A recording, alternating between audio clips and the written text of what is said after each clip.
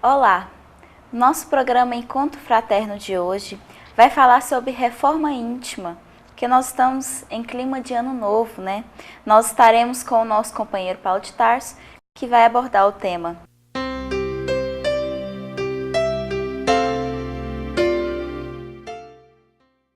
No ano novo, nada melhor do que trabalhar nossa reforma íntima. E para isso, nós estamos hoje com o nosso companheiro Paulo de Tarso, tratando sobre o tema. Paulo, muito obrigada pela sua presença. Eu que agradeço a oportunidade de retornar a esta casa.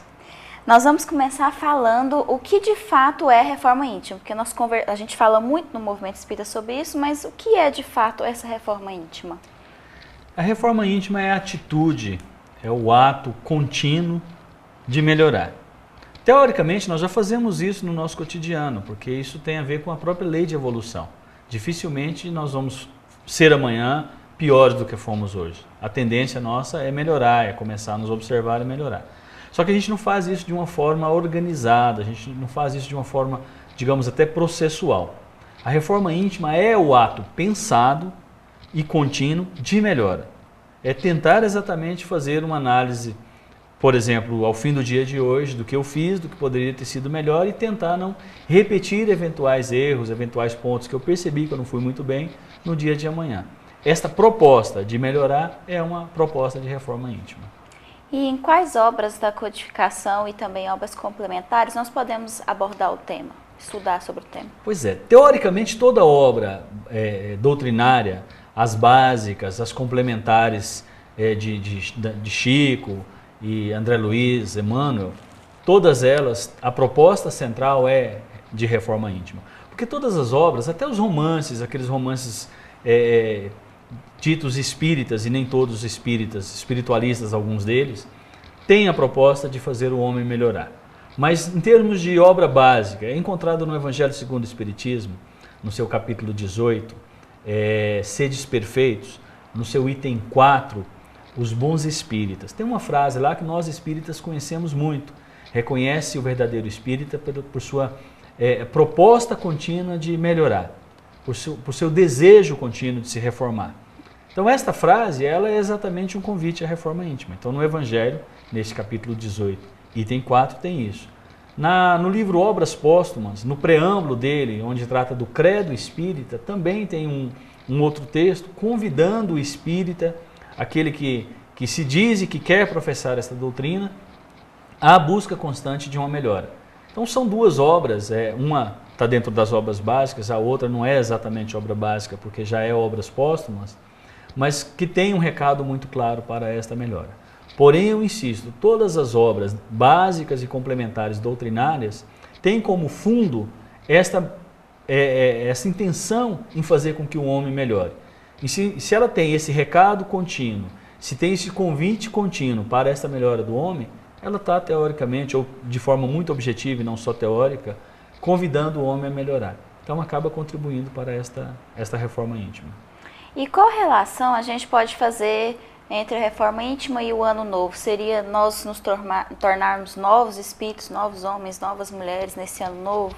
Pois é, nós temos um hábito quando termina um ano de fazer a tal da lista, né? O ano que vem eu quero emagrecer, o ano que vem eu quero comprar meu carro, eu quero prestar um vestibular, fazer um curso complementar. Poucas pessoas, na verdade, fazem essa lista atingir o segundo nível. Porque o primeiro é esse mesmo, é o mental. Eu quero, mas poucos colocam isso no papel, traçam um plano e etc. A gente vê muito isso no mercado de trabalho. Nós não conseguimos, temos uma deficiência muito grande em escrever o nosso plano e fazer aquilo virar um projeto. Do ponto de vista espiritual, menos ainda. Então, poucos de nós terminamos um ano e fazemos um propósito firme de mudança interior, que é essa reforma íntima. E nós poderíamos fazer isso. Às vezes eu percebo no contato com a minha esposa ou com os meus filhos que eu estou um pouco irritadiço. Então, de repente, uma proposta para o ano vindouro seria exatamente de trabalhar esta melhora. Tornar-me uma pessoa menos irritadiça. Às vezes, na ânsia de fazer um projeto grande, eu não faço um projeto pequeno. E eu deveria preocupar com isso. Eu tenho uma dificuldade de relacionamento com um familiar. ou eu rompi em determinada etapa da minha vida, quer seja por uma iniciativa minha, quer seja uma iniciativa dele, com esse familiar. Dentro deste contexto de reforma íntima, aproveitando essa virada do ano, eu poderia fazer um compromisso. Eu vou trabalhar o ano para reatar os laços com essa pessoa. Então seriam conquistas do ponto de vista espiritual. E poucos de nós, infelizmente, paramos para poder fazer uma lista disso. E se nós fizermos um exercício mesmo, durante esse programa, ao término dele, de levantar algumas coisas que eu já percebo que eu preciso melhorar, não vão faltar itens nessa lista. Nos enxergar, né? Sim, e esse é o desafio. É parar um pouco para fazer uma análise mesmo. Quais são os pontos que eu preciso melhorar? E intimamente, daí o nome Reforma Íntima, intimamente eu sei dos pontos. Se eu sou casado, se eu tenho uma namorada ou um namorado, são pontos que já nesse relacionamento eu já percebi, no ambiente de trabalho, na minha casa de oração, dificuldade de lidar com o irmão, porque eu acho que ele fala alto demais, às vezes eu não percebo que eu também estou fazendo isso. Ou que eu tenho dificuldade em ouvir. Então, quando eu faço uma lista de pontos que eu acho que eu tenho que melhorar, eu estou fazendo uma lista, de repente visando este novo ano, aproveitando esta virada, que tem toda a carga mental, um novo ano, é hora de recomeçar, etc. Então, a relação de reforma com virada de ano tem tudo a ver. Só que, infelizmente, a gente enxerga isso do ponto de vista físico e deveríamos enxergar do ponto de vista espiritual. Nós vamos para um breve intervalo e a gente volta já já, mas antes, fique com a dica de leitura.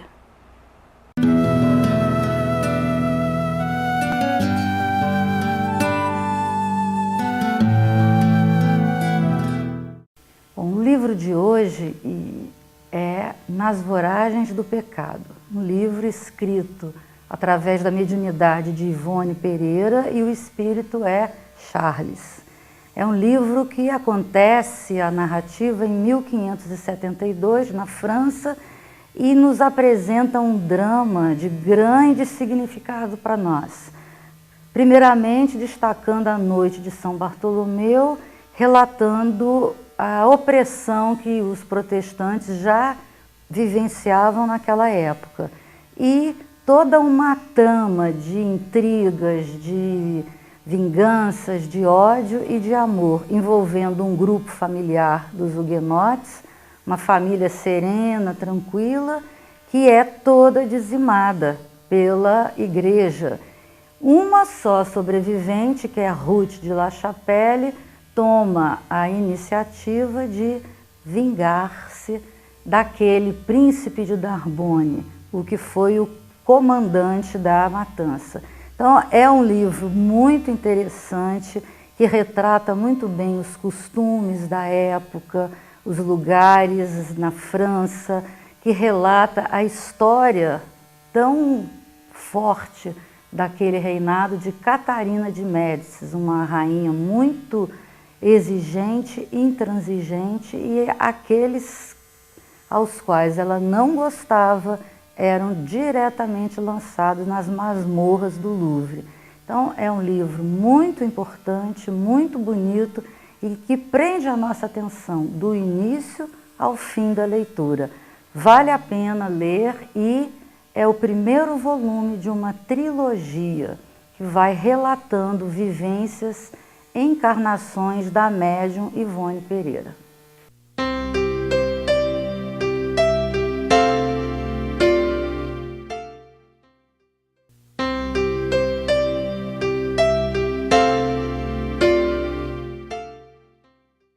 Estamos de volta com o nosso programa Encontro Fraterno, hoje falando sobre a reforma íntima, já que estamos no clima de ano novo, de mudanças, né? E nós estamos falando hoje com o nosso amigo Paulo de Tarso. Paulo, continuando o que você tinha começado no primeiro bloco, falando da nossa lista, né, para o nosso novo ano, né? E aí você falou que a gente procura mais as conquistas físicas, né? Por que a gente não procura mais essas conquistas morais, né, espirituais? Olha só, o Sermão do Monte, nós até conversávamos antes do programa sobre ele, o Sermão da Montanha, como é chamado, ou o Sermão das Bem-aventuranças também, como alguns conhecem, né? Se bem que bem-aventuranças são uma parte do Sermão da Montanha. No seu capítulo 6, versículo 33, Jesus aborda exatamente essa dificuldade que nós temos de buscar o reino de Deus. Então lá no capítulo 6, versículo 33, ele convida o homem a buscar o reino de Deus e fala que tudo mais vos será acrescentado, tudo mais vos será dado por acréscimo. Ele não está falando sobre imprevidência, não. Eu tenho que planejar o meu futuro, tenho que trabalhar por ele. Mas ele está falando dessa ânsia que nós temos de viver o futuro antes do tempo. Então o dia de hoje eu tenho que... Ele chega a citar a cada dia o seu mal. Não no sentido mal da tradução da palavra, mas no sentido de cada dia eu tenho que preocupar especificamente com esse dia. E nós temos muito dessa dificuldade de enxergar esse dia de amanhã, mas de trabalhar de forma consciente. Então lá ele fala especificamente de busca do reino de Deus. E o que a gente faz quando nós propomos fazer uma lista? Nós falamos isso no primeiro bloco. A proposta nossa é buscar o reino do agora, é o físico, é a grana, é o corpo perfeito, são as conquistas de momento. Que talvez no ocaso da nossa encarnação a gente vai perceber que não valeu tanto a pena. E aí, novamente, citando o Sermão da Montanha, no seu capítulo 7, salvo engano, versículo 13, fala da porta estreita. Nós estamos hoje entrando na porta larga. Está muito fácil essa porta larga. E se nós fôssemos não espírita, mas fôssemos evangélico, seria fácil nós falarmos que nós estamos cedendo à tentação do demônio. Que ele abre a porta e a gente entra sem pestanejar. E nós deveríamos refletir um pouco. Está muito fácil, tem uma razão de estar muito fácil. E quanto custa esse muito fácil? Então, poucos de nós, insisto, fazem uma lista de melhoras morais. Mas eu posso fazer uma mesma lista de atividades que eu quero desempenhar no movimento espírita. É mais fácil sair falando, não me adaptei ao centro A ou B, porque ninguém me recebeu lá. E é mais difícil, muito mais difícil, enfrentar, às vezes, essa aparente frieza dos primeiros momentos numa casa de oração e topar um trabalho com e para o Cristo. É a porta larga e a porta estreita. Uhum. E você acredita que esse mundo moderno, corrido que a gente vive, desencoraja a gente a esse projeto de melhora moral? As tentações, novamente citando os nossos irmãos evangélicos, as tentações são grandes. Para que nós nos percamos, elas são insistentes, elas são recorrentes, elas são fáceis e são fúteis. Então, de fato, existe o que nós poderíamos chamar de um processo de tirar a gente desse foco. Mas quem falou que servir o mestre seria tarefa fácil? Não foi fácil para ele ser o mestre, ser o Cristo. Quando ele resolve estabelecer o seu reinado de amor, ele tem que enfrentar uma série de situações difíceis. Claro que nós não estamos preparados para uma situação daquela, mas dentro do nosso mundo pequeno, extremamente limitado, considerando estarmos num mundo de prova e expiação, nós temos muito o que nos desafiar para poder realmente sermos um seguidor do Cristo, para trabalhar com Ele. E aí abrir mão de algumas coisas, sim. Nós ouvimos muitos jovens falar que fulano casou novo e não aproveitou a vida. E às vezes a gente vê isso dentro do movimento espírita, mas o que é aproveitar a vida?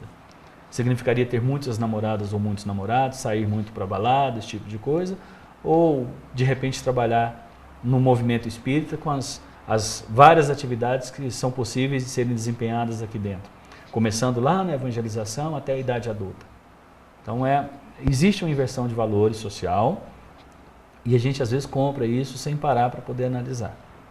E nos perdemos nisso aí. Nós vamos para um breve intervalo e a gente volta já já, mas fique com o Calcide Sarroris no Evangelho Responde.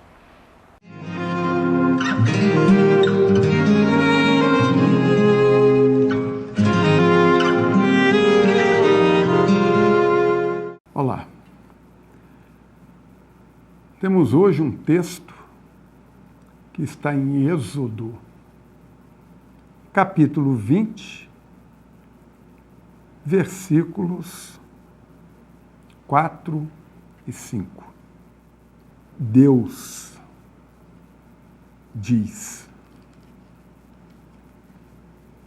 puno a iniquidade dos pais sobre os filhos na terceira e quarta geração, mas ajo também com amor até a 1000ª geração, para aqueles que me amam. É um texto que parece que Deus exige que nós o amemos, caso contrário, Ele iria nos punir ao nosso neto, punir ao nosso bisneto, terceira e quarta geração. Mas que premiaria até a 1000ª geração àqueles que o amam. A ideia do Antigo Testamento de um Deus partidário, que veio apenas para um povo,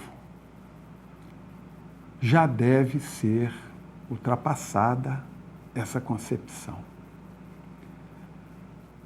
Deus é amor para com todos os seus filhos. Então, como a gente explica para o estudioso dos textos bíblicos a respeito dessa passagem? Aqui, quando é colocado, e pertence ao Decálogo, aos 10 mandamentos, Moisés, quando coloca esta informação, está simplesmente informando a respeito da justiça de Deus e da bondade de Deus. Não Deus pessoalmente, mas a sua justiça. E aí a gente observa que até na justiça há a bondade. Porque eu puno a iniquidade até a partir na terceira geração e na quarta. Ou seja, a pessoa que comete um delito, dificilmente ela tem oportunidade de nascer na próxima geração dela, renascer, reencarnar. O tempo que ela leva no plano espiritual demora mais ou menos 2 gerações, contando com a geração dela. Ou seja, a gente só reencarna ou na terceira geração, 2 gerações após a nossa, ou 3 gerações após a nossa, na quarta geração. Aí está a informação da questão da justiça de Deus. Não que Deus venha a punir o erro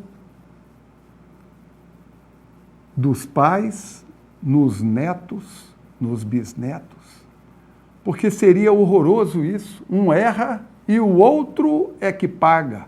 Isso é uma antiga concepção, na época ainda de Moisés, em que se achava que o filho errava, o pai errava, o filho pagava. O texto no Decálogo, dentro do seu escrito, dentro da sua maneira de escrever, dentro da instrução que era dada naquele tempo, 1200 anos antes de Cristo, vem apontar simplesmente que cada um é responsável, sim, pelo erro que comete. É convidado a ajustar perante a lei o erro cometido. Tem a oportunidade, não a punição, a oportunidade de rever os seus passos cometidos em encarnação anterior, se reajustando para se enquadrar dentro da bondade de Deus que o ampara por todo o tempo da sua vida espiritual. O Evangelho responde.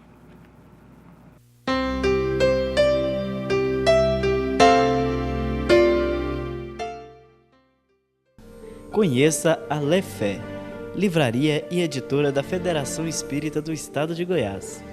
Menores preços, obras selecionadas, conforto e garantia. Facilidade no pagamento, entrega a domicílio. Venha tomar um cafezinho com a gente.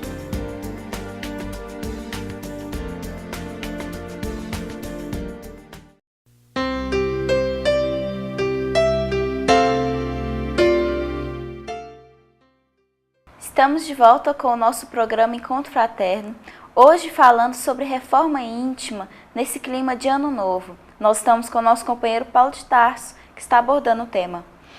Paulo, se a gente se ocupar dessa reforma íntima, nós estamos realmente pensando numa nova era? Sim, nós estamos. A reforma nos condiciona a melhorar. Melhorando, eu adquiro condições de continuar no planeta, na condição de um planeta de regeneração e não mais um mundo de prova e expiação. Então, buscando esta reforma, eu estou preparando para este planeta. Preparando para este planeta, eu estou de fato ficando pronto para esta nova era. A proposta da nova era é o quê? É o planeta sob uma nova ótica, sob uma nova ordem evolutiva. E eu preciso me condicionar para isso. É como se eu estivesse me ocupando com coisas. Vou para um país frio, vou levar agasalho. Vou para um país quente, não vou me preocupar com isso, mas preciso de repente ter uma roupa mais leve. Então a reforma íntima é sim uma forma de me preparar, de me condicionar para este mundo que está vindo por aí. E é justamente a questão do espiritismo e o progresso, né, que está tão próximo, né? Sim. Essa ligação entre o espiritismo e o progresso, né? Sim. Se a gente pegar o livro dos Espíritos, na sua terceira parte, que trata das leis morais, a lei de progresso é uma delas. E lá o convite que fica evidente no texto de todas as questões é esse. A gente tem que preparar para o progresso, que é uma lei moral. E tem a explicação, né? Lei moral são leis de Deus, são leis naturais, leis maiores. Então, se eu quero usufruir deste mundo que está vindo aí, eu tenho que aceitar a ordem natural das coisas, que é o progresso. O progresso é a ordem natural. Não querer progredir é infração a esta lei. Então, se eu sei que ela é uma lei natural e que ela vai acontecer, eu tenho que me condicionar para isso. Não adianta eu querer enfrentar. É como se eu quisesse...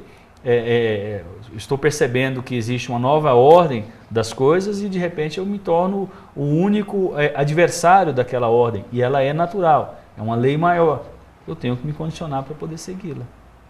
Mas afinal de contas, como fazer a nossa reforma íntima? O recado também está novamente na obra básica chamada O Livro dos Espíritos. Obra de 1857, né? O Livro dos Espíritos, né? Super atual. Tem até uma observação de Kardec que se em algum momento a ciência evoluísse o suficiente para demonstrar que alguma questão do Livro dos Espíritos estava errada, ele, de forma muito sábia, advertia-nos a seguir a ciência. Uhum. Até agora, podemos ir 100% no livro, não tem problema. A questão 919 do Livro dos Espíritos tem uma resposta de Santo Agostinho, sábia demais, porque ele pergunta como é que nós podemos fazer a reforma íntima. Ele começa citando uma frase atribuída a Sócrates, que não é de Sócrates também, está no portal de Delfos, na Grécia, que é a frase mundialmente conhecida: conheça-te a ti mesmo.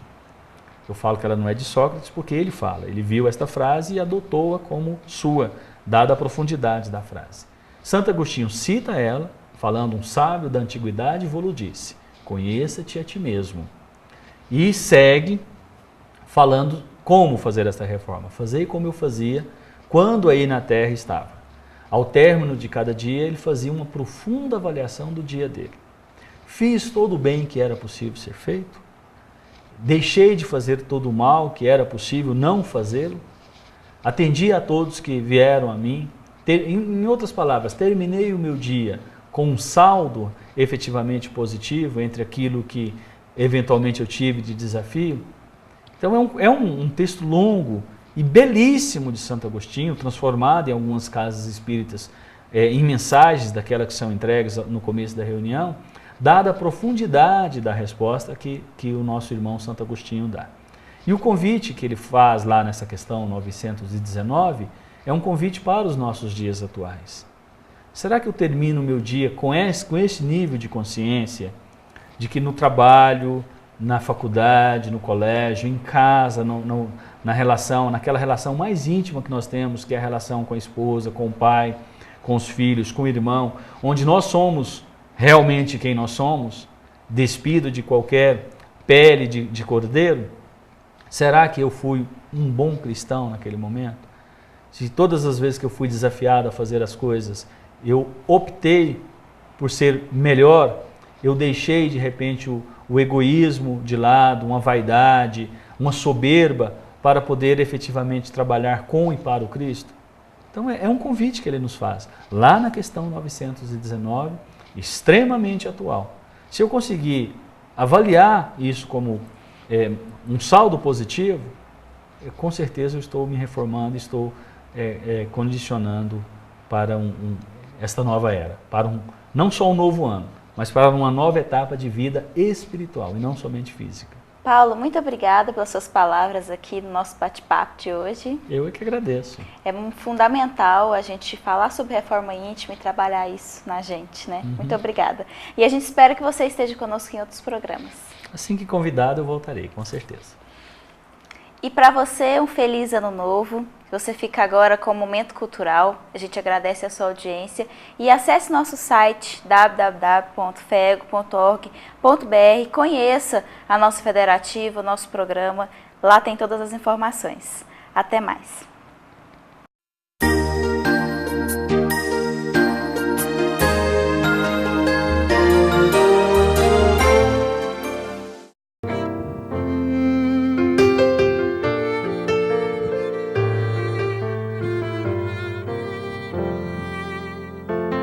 Transição global no planeta azul, regeneração pelo amor e paz. Sinta em você a transformação, consciente sol que a bondade faz. Descem lá do céu anjos de Jesus, querem renascer, livres entre nós, guias que serão bússolas de luz, mensageiros sim, nossos bons faróis, viver na pura essência que traz a boa nova, fará da nossa terra jardim que se renova. Seja o começo, mude agora, todos unidos, sonho que aflora. Seja o começo, mude agora, todos unidos, sonho que aflora.